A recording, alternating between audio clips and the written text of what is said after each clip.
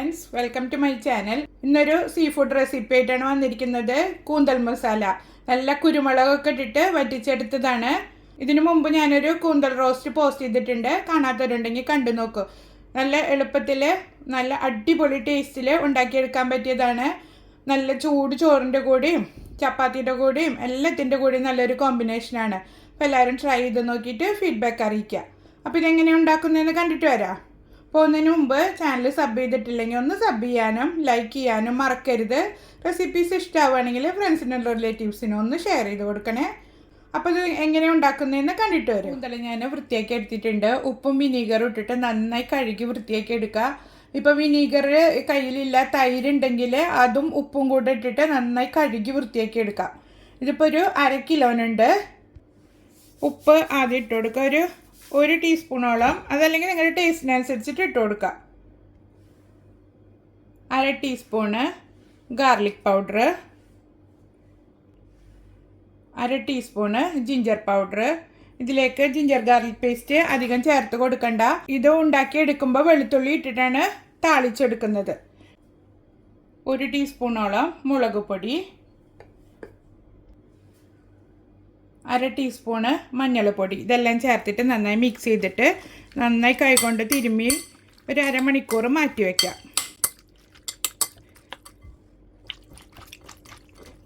കൂന്തൽ പെപ്പർ മസാല റെഡിയാക്കാൻ വേണ്ടിയിട്ട് ഞാൻ പാൻ അടുപ്പത്ത് വെച്ച് ചൂടാക്കിയിട്ടുണ്ട്. അതിലേക്കൊരു 2 ടേബിൾ സ്പൂണോളം വെളിച്ചെണ്ണ ഒഴിച്ചു കൊടുക്കുക. വെളിച്ചെണ്ണ നന്നായി ചൂടായിട്ടുണ്ട്. അതിലേക്കൊരു 6 വെളുത്തുള്ളി ഇതുപോലെ കട്ട് ചെയ്തിട്ട് ഇട്ട് കൊടുക്കുക. ചതച്ചിട്ട് ഇട്ട് കൊടുത്താലും കുഴപ്പമില്ല.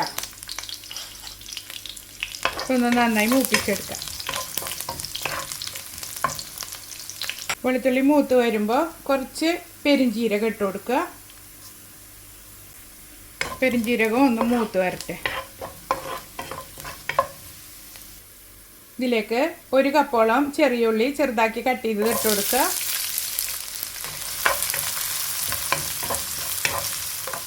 ചെറിയുള്ളിയും സവാളയും കൂടി മിക്സ് ചെയ്തിട്ടാണ് നമ്മൾ ഈ മസാല റെഡിയാക്കുന്നത്. ചെറിയുള്ളി അരിഞ്ഞെടുക്കാൻ മടിയാണെങ്കിൽ സവാളയുടെ അളവ് കൂട്ടി കൊടുത്തോളൂ. പക്ഷേ ചെറിയുള്ളിയും കൂടി ചേർത്തിട്ടുണ്ടാക്കുമ്പോൾ നല്ലൊരു ടേസ്റ്റാണ് നമ്മൾ ഈ മസാലയ്ക്ക്, പ്രത്യേകിച്ച് വെളിച്ചെണ്ണയിലും കൂടി ഉണ്ടാക്കിയെടുക്കുമ്പോൾ. 1 തണ്ട് കറിവേപ്പിലയും കൂടി ഇട്ട് കൊടുത്തിട്ട് ഒന്നൊന്ന് വഴറ്റി കൊടുക്കുക.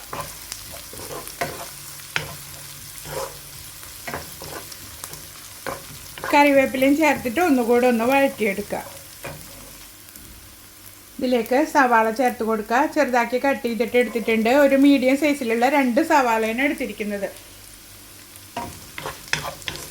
ഉള്ളി നല്ലോണം ചേർത്ത് കഴിഞ്ഞാൽ മസാലയ്ക്ക് നല്ല ടേസ്റ്റ് കിട്ടും.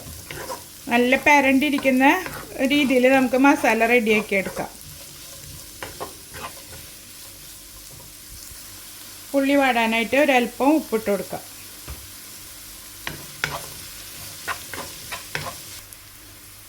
സവാളയും ചെറിയുള്ളിയും നന്നായി വാടിയിട്ടുണ്ട്. ഈ സമയത്ത് 1 തക്കാളി ചെറുതായി കട്ട് ചെയ്തത് ഇട്ട് കൊടുക്കുക.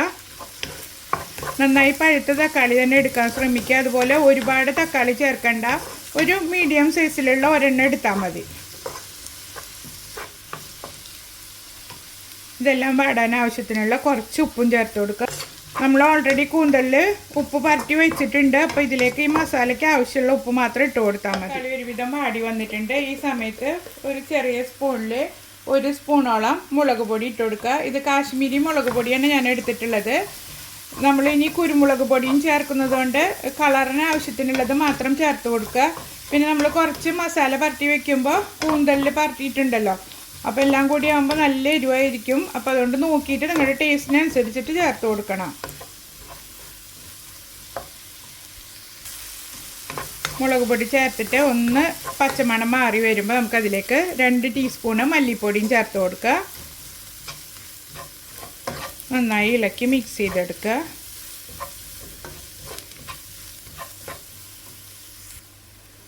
മല്ലിപ്പൊടിയും മുളക് പൊടിയൊക്കെ നന്നായി മൂത്ത് വന്നിട്ടുണ്ട്. ഈ സമയത്ത് ഒരു 1/2 കപ്പോളം വെള്ളം ഇതിലേക്ക് ഒഴിച്ചു കൊടുക്കുക. എന്നിട്ട് ഇതൊന്ന് നന്നായി തക്കാളിയും ഉള്ളിയൊക്കെ നന്നായി വെന്ത് വരണം. എണ്ണ തെളിഞ്ഞ് വരുന്നത് വരെ നമുക്ക് വേവിച്ചെടുക്കാം.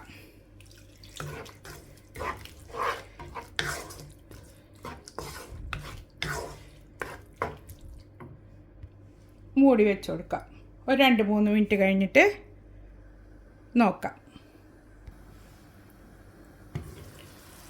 അതാ നന്നായി വെള്ളമെല്ലാം വറ്റിയിട്ടുണ്ട്. ഇനി നമുക്ക് ഈ സമയത്ത് കൂന്തൽ ചേർത്ത് കൊടുക്കാം.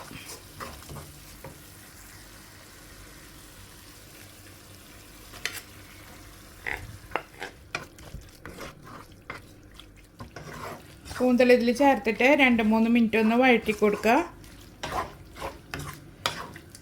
ഇതിലേക്ക് വെള്ളമൊന്നും ഇപ്പോൾ ചേർത്ത് കൊടുക്കണ്ട.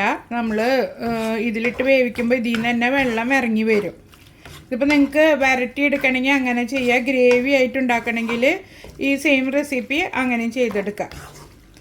ചെറിയ തീയിലിട്ടിട്ട് തന്നെ വേവിച്ചെടുക്കണം, കാരണം അല്ലെങ്കിൽ കൂന്തൽ റബ്ബർ പോലെ ആയിപ്പോവും. നമുക്ക് മൂടി വെച്ചിട്ട് വേവിച്ചെടുക്കാം.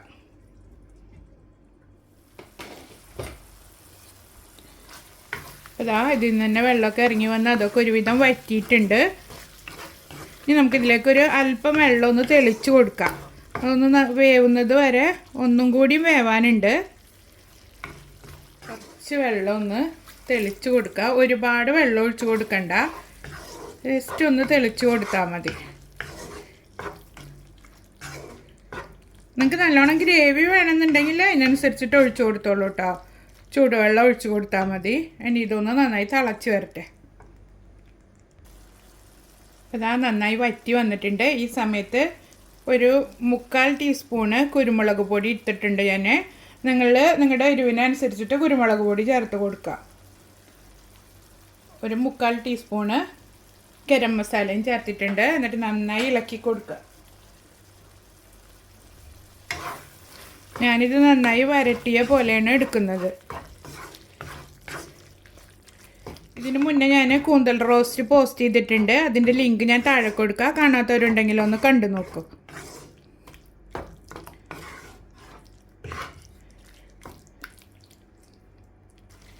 കുരുമുളക് പൊടി ചേർത്ത് ഇളക്കിയതിന് ശേഷം ഒരു 2 മിനിറ്റ് ഒന്ന് നമുക്കിത് മൂടി വെച്ചിട്ട് ഒന്ന് വേവിച്ചെടുക്കാം.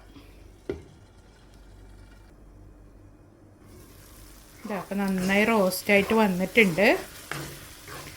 ഞാനിപ്പോൾ ഈ ഒരു പരുവത്തിലാണ് ഇത് റെഡിയാക്കി എടുക്കുന്നത്.